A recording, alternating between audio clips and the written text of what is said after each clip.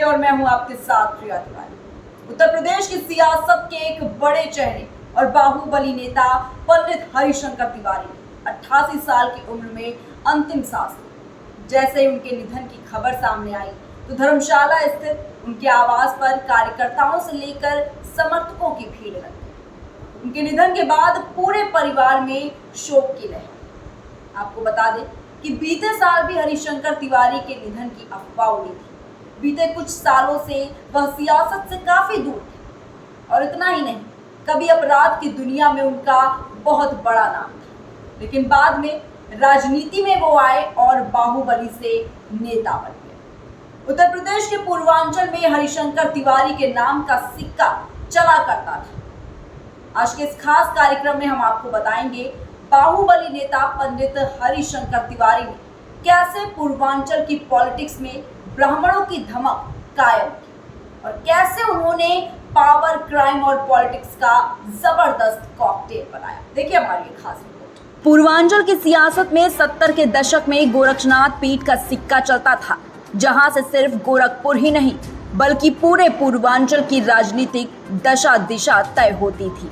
गोरखनाथ मंदिर में बकायदा जनता दरबार लगाया जाता था। यहाँ से कई ऐसे फरमान जारी होते थे जिसे मानने में प्रशासन और लोग अपनी भलाई समझते थे।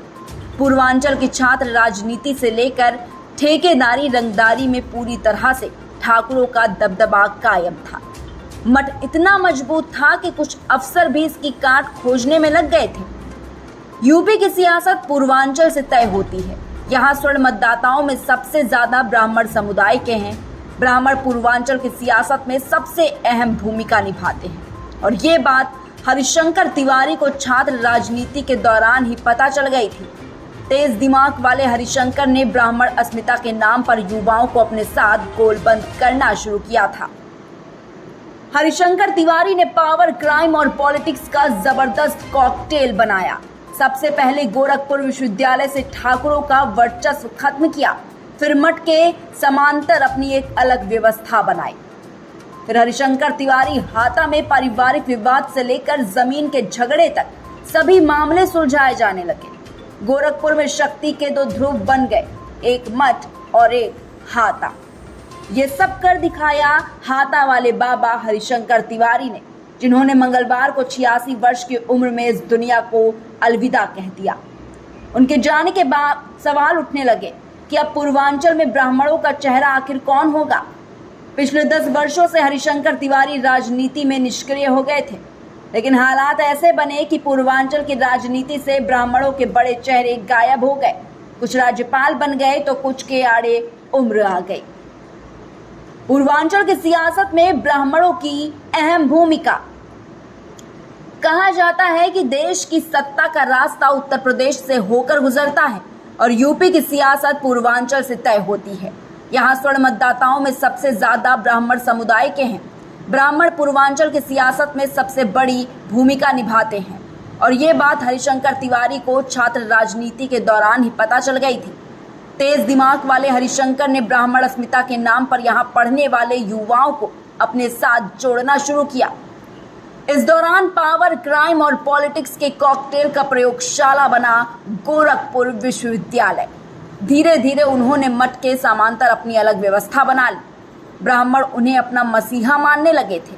पूर्वांचल में हरिशंकर तिवारी का सिक्का इस कदर चला कि उनके समर्थक में जय जय शंकर, जय जय हरिशंकर के नारे लगने लगे। हनक ऐसी कि रेलवे के ठेकों पर भी उनका कब्जा होने लगा। इस दौरान वीरेंद्र प्रताप शाही और उनकी अदावत की खूब चर्चा रही। 80 से 90 के दशक में दोनों के बीच चले गैंगवार में खूब लाशें गिरी। उस दौरान गोरखपुर को शिकागो ऑफ इंडिया कहा जाने लगा था। सियासत में पूरी तरह से ऐसे रखा कदम। 1985 तक आते आते हरिशंकर तिवारी ने यह समझ लिया था कि अगर लंबे समय तक अपनी ताकत कायम रखनी है तो राजनीति को पूरी तरह से अपनाना होगा। फिर क्या, 1985 का विधानसभा चुनाव जेल में रहते हुए चिल्लू पार से निर्दलीय चुनाव लड़ा। इस चुनाव में उन्हें भारी मतों से जीत हासिल हुई और इसके बाद से वह अलग अलग दलों से 6 बार विधायक चुने गए। तकरीबन हर सरकार में मंत्री रहे। हालांकि 2007 में वह बसपा के प्रत्याशी राजेश त्रिपाठी से चुनाव हार गए।